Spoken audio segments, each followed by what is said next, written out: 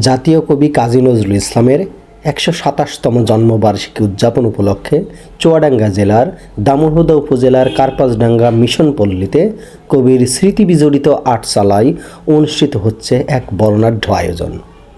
৩ দিনব্যাপী এই আয়োজনে কবিপ্রেমী মানুষ, সংস্কৃতিকর্মী ও বিভিন্ন শ্রেণী পেশার মানুষের উপস্থিতিতে মুখরিত হয়ে উঠেছে পুরো এলাকা।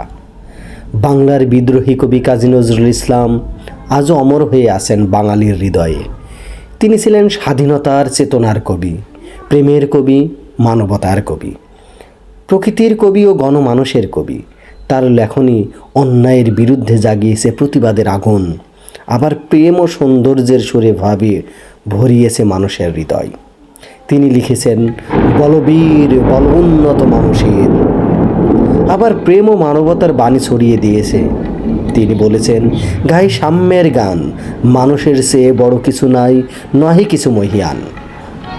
তিনি শিশুদের প্রাণের কবিতা লিচুচোর এর সেই চিরচেনা লাইন আজও মানুষের মুখে মুখে, বাবুদের তাল পুকুরে হাবুদের ডাল কুকুরে।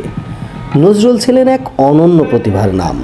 তার গান, কবিতা, গল্প, প্রবন্ধ, সঙ্গীত আজও বাঙালির প্রাণে অনুপ্রেরণা যোগায়, ধর্ম, বর্ণ, ভেদাভেদ ভুলে মানবতার শিক্ষা দিয়ে।